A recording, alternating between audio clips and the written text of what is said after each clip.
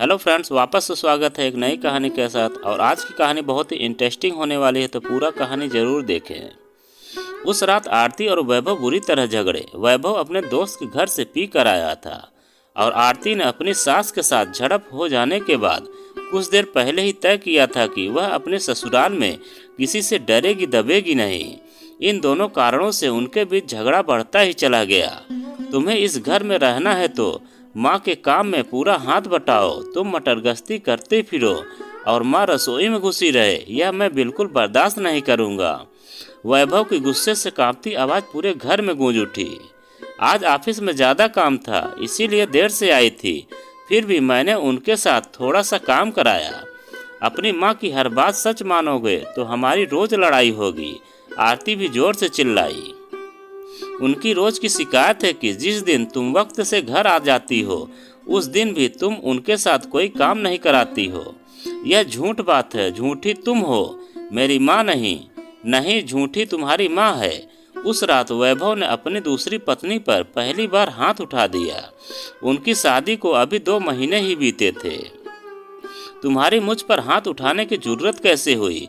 अब दोबारा हाथ उठा कर देखो, मैं अभी पुलिस बुला लूंगी।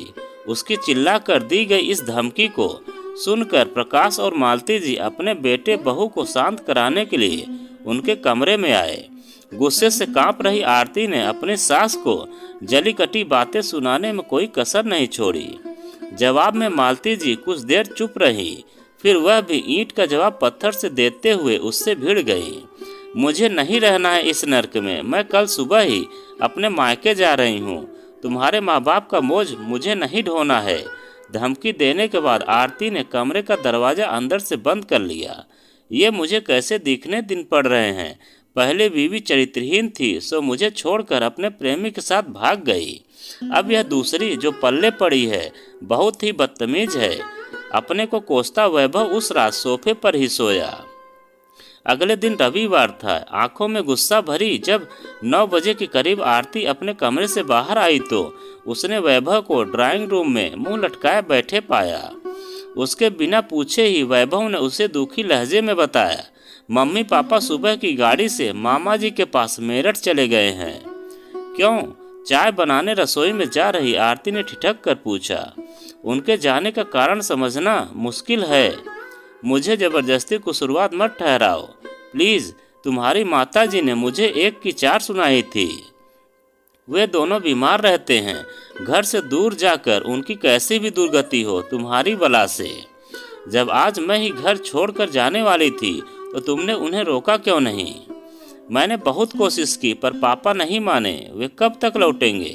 कुछ बताकर नहीं गए हैं। वैभव ने थके हारे अंदाज में अपना चेहरा हथेलियों से रगड़ा तो आरती भी कुछ उदास सी हो गई। दोनों दिन भर ही सुस्त रहे पर शाम को उनका बाजार घूम आने का कार्यक्रम बन गया। पहले उन्होंने कुछ खरीदारी की और फिर खाना भी बाहर ही खाया। उस रात आरती को जी भर के प्यार करते हुए वैभव को एक बार भी अपने माता पिता का ध्यान नहीं आया। अगले 2-3 दिन तक उनके बीच झगड़ा नहीं हुआ। फिर एक दिन ऑफिस से आरती देर से लौटी तो वैभव उससे उलझ पड़ा। दोनों के बीच काफ़ी तू मैं हुई पर फिर जल्द ही सुलझ भी हो गई। अब दोनों के मन में यह विचार एक साथ उभरा कि अगर माँ के घर में मौजूद होती तो यकीनन झगड़ा लंबा खिंचता। वैभव लगभग रोज ही अपने माता पिता से फ़ोन पर बात कर लेता। आरती ने उनसे पूरा हफ्ता बीत जाने के बाद बात की थी। उसने उन दोनों का हालचाल तो पूछ लिया पर उनके वापस लौट के आने की चर्चा नहीं छेड़ी। देखो शायद अगले हफ्ते वापस आ जाए। वैभव जब भी उनके घर लौटने की बात उठाता तो प्रकाश जी उसे यही जवाब देते। जब उन्हें मेरठ गए 1 महीना बीत गया तो आरती और वैभव के मन की बेचैनी बढ़ने लगी। पड़ोसी और रिश्तेदार जब भी मिलते तो माँ और पापा के लौटने के बारे में ढेर सारे सवाल पूछते। तब उन्हें कोई झूठा कारण बताना पड़ता और यह बात उन्हें अजीब सा अपराध बोध का शिकार बना देती। लोगों के परेशान करने वाले सवालों से बचने के लिए तब दोनों ने मेरठ जाके उन्हें वापस लाने का फैसला लिया। अब वहां पहुंचकर उनसे बहस में मत उलझना। उन्हें मनाने को अगर सॉरी बोलना पड़े तो बोल देंगे। उनको साथ रखना हमारी जिम्मेदारी है, मामा जी या किसी और की नहीं। वैभव सारे रास्ते आरती को ऐसे बातें समझाता रहा। मामा मामी के यहाँ 2 दिन बिताने के लिए शुक्रवार की रात को करीब 9 बजे उनके घर पहुँच गए। उन दोनों से मामा मामी बड़े प्यार से मिले। उनकी नज़रों में अपने लिए नाराज़गी के भाव न देखकर आरती मन ही मन हैरान हुई। दीदी और जीजा जी खाना खाने के बाद पार्क में घूमने गए हैं। अपने मामा की यह बात सुनकर वैभव हैरान रह गया। पापा मम्मी घूमने गए हैं, उन्होंने यह आदत कब से पाल ली? वैभव की आंखों में अविश्वास के भाव पैदा हुए। वे दोनों अब नियम से सुबह भी घूमने जाते हैं। तुम उनकी फिटनेस में आए बदलाव को देखोगे तो चकित रह जाओगे। मम्मी की कमर का दर्द उन्हें घूमने की इजाज़त देता है। दर्द अब पहले से काफ़ी कम है। जीजा जी दीदी का हौसला बढ़ाकर उन्हें सुस्त नहीं पड़ने देते हैं। क्या मम्मी का किसी नए डॉक्टर से इलाज चल रहा है?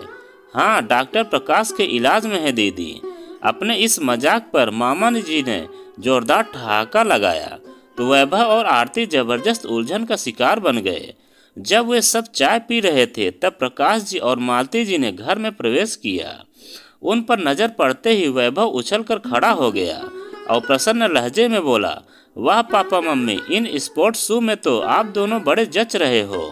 तुम्हारे मामा जी ने दिलाए हैं, अच्छे हैं ना? प्रकाश जी पहले किसी बच्चे की तरह खुश हुए और फिर उन्होंने वैभव को गले से लगा लिया। अपनी माँ के पैर छूते हुए वैभव ने उनकी तारीफ की। ये बड़ी खुशी की बात है कि कमर का दर्द कम हो जाने से अब तुम्हें चलने में ज़्यादा दिक्कत नहीं आ रही है। चेहरे पर भी चमक है।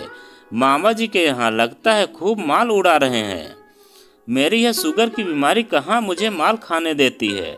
तुम दोनों कैसे हो? आने की खबर क्यों नहीं दी? अपने बेटे बहू को आशीर्वाद देते हुए मालती की पलकें नम हो उठी।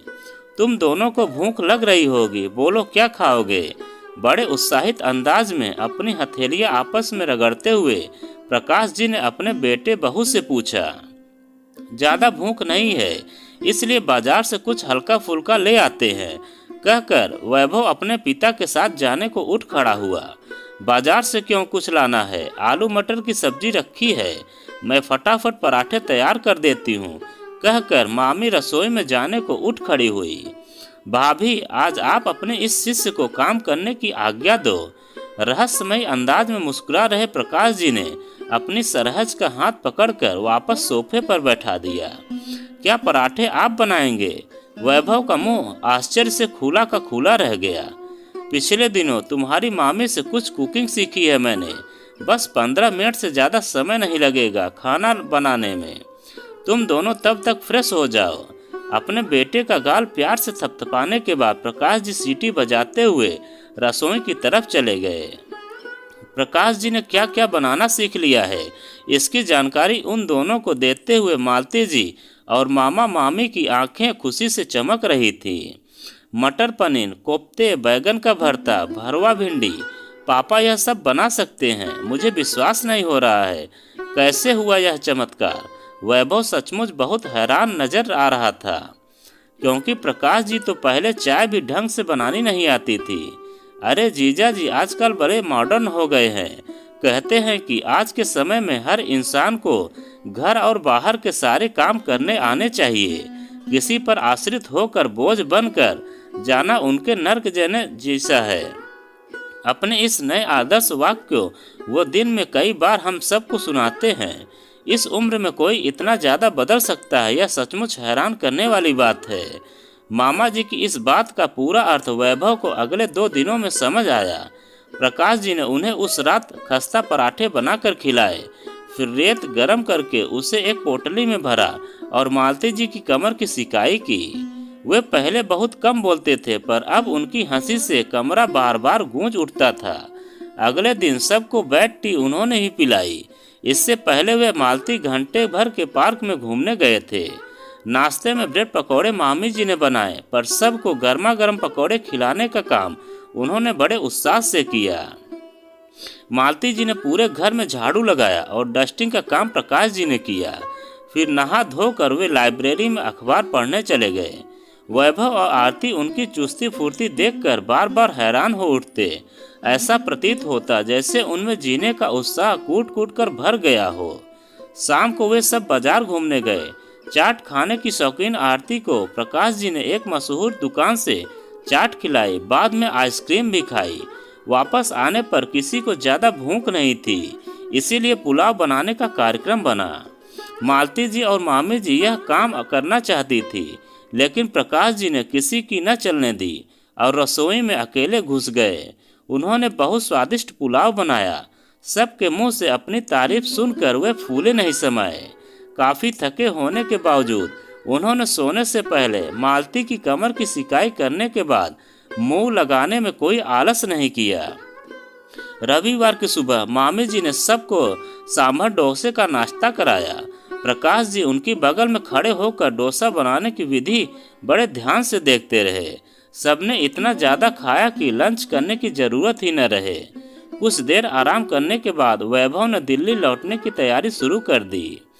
पापा मम्मी, आप दोनों भी अपना सामान पैक करना शुरू कर दो। यहाँ से 2 बजे तक निकलना ठीक रहेगा। लेट हो गए तो शाम के ट्रैफिक में फंस जाएंगे। वैभव की यह बात सुनकर प्रकाश जी एकदम गंभीर हो गए तो मालती जी बेचैन अंदाज में उनकी शक्ल ताकने लगी। इन्हें अभी कुछ और दिन यहीं रहने दो वैभव बेटा। मामा जी भी सहज नजर नहीं आ रहे थे। मामी जी, ये दोनों 1 महीना ही तो रह लिए हैं यहाँ, इनका अगला चक्कर मैं जल्दी लगवा दूंगा। वैभव ने मुस्कुराते हुए जवाब दिया। प्रकाश जी ने एक बार अपना गला साफ करने के बाद वैभव से कहा, हम अभी नहीं चल रहे हैं वैभव। क्यों, क्या आप भी अब भी हमसे नाराज हो? वैभव एकदम से चिढ़ उठा। मेरी बात समझ बेटे, हमारे कारण तेरे घर में क्लेश हो यह हम बिल्कुल नहीं चाहते। प्रकाश जी असहज नजर आने लगे। इस तरह के झगड़े घर में चलते रहते हैं पापा। इनके कारण आप दोनों का घर छोड़ कर देना मेरा समझदारी बात नहीं है। तेरी माँ की बहू से नहीं बनती है। किसी दिन लड़ झगड़ कर आरती घर छोड़े। इससे बेहतर है कि हम तुम दोनों को अकेले रहने दें। हमें अकेले नहीं बल्कि आप दोनों के साथ रहना है। अब आप पिछली बातें भुलाकर सामान बांधना शुरू कर दो। आरती, तुम क्यों नहीं कुछ बोल रही हो? वैभव ने उन दोनों पर दबाव बनाने के लिए अपनी पत्नी से सहायता मांगी। आप दोनों हमारे साथ चलिए प्लीज, आरती ने धीमी आवाज में अपने ससुर से प्रार्थना की। प्रकाश जी कुछ पलों की खामोशी के बाद बोले, तुम दोनों जोर डालोगे तो हम वापस चल पड़ेंगे, पर पहले मैं कुछ कहना चाहता हूँ। क्या यह कहना सुनना घर पहुंचकर नहीं हो सकता पापा? अभी मैंने तुम्हारे साथ वापस चलने का फैसला नहीं किया है वैभव। वापस तो मैं आप दोनों को लेके ही जाऊंगा। हमसे क्या कहना चाहते हो आप? तब प्रकाश जी ने भावुक स्वर में बोलना शुरू किया। बहू, तुम भी मेरी बात ध्यान से सुनो। उस रात वैभव से लड़ते हुए गुस्से में तुमने हमें बोझ बताया था। तुम्हारी उस शिकायत को दूर करने के लिए मैंने खाना बनाना, घर साफ रखना और मशीन से कपड़े धोना सीख लिया है। तुम्हारी सास से ज़्यादा काम नहीं होता, पर मैं तुम्हारा हाथ बटाने लायक हो गया हूँ। तुम्हारी सास का भी गुस्सा तेज है। मैंने यहाँ आकर उसे बहुत समझाया है। इसने मुझसे वादा किया है कि यह तुम्हारे साथ अपना व्यवहार बदल लेगी। उस रात वैभव से झगड़ते हुए जब तुमने घर छोड़कर मायके चले जाने की धमकी दी तो मैं अंदर तक कांप उठा। उसी रात मैंने यह फैसला कर लिया कि घर में सुख शांति बनाए रखने को अगर कोई घर छोड़ेगा तो वह तुम्हारी सास और मैं, तुम नहीं। बहू, वैभव को अपनी पहली पत्नी से तलाक आसानी से नहीं मिला था। जिन दिनों केस चल रहा था हम शर्मिंदगी के मारे लोगों से नजर नहीं मिला पाते थे। उनके सवालों के जवाब देने से बचने के लिए हमने घर से निकलना बिल्कुल कम कर दिया था। वकील और पुलिस वालों ने हमें बहुत सताया था। वैसा खराब वक्त मेरी जिंदगी में फिर आ सकता है, ऐसी कल्पना भी मेरी रूह कपा देती है। तभी मैं कह रहा हूँ कि तुम दोनों हमें साथ ले जाने की जिद न करो। अगर तुम दोनों के बीच कभी अलगाव हुआ और मुझे वैसी शर्मिंदगी का बोझ एक बार फिर से ढोना पड़ा तो मैं जीते जी मर जाऊंगा। पापा, आप हमें आंसू पोंछने दो प्लीज़। मैं वादा करती हूँ कि घर छोड़कर जाने की बात मेरे मुंह से कभी नहीं निकलेगी। अपने ससुर के मन की पीड़ा को दूर करने के लिए आरती ने भरे गले से तुरंत उन्हें विश्वास दिलाया। और मैंने आज से शराब छोड़ दी है। वैभव के इस फैसले को सुन प्रकाश जी ने भाव विभोर होकर उसे गले से लगा लिया। मालती तुम पैकिंग शुरू करो और मैं इस खुशी के मौके पर सबका मुंह हलवे से मीठा कराता हूँ। बहुत खुश नजर आ रहे प्रकाश जी ने अपने बहू बेटे के सिर पर हाथ रखकर आशीर्वाद दिया और फिर रसोई की तरफ चले गए। तो दोस्तों, यह कहानी आपको कैसी लगी कमेंट में लिखकर हमें ज़रूर बताएं। और आप अगर हमारे चैनल पर नए हों तो प्लीज़ चैनल को सब्सक्राइब करें और वीडियो को लाइक ज़रूर करें।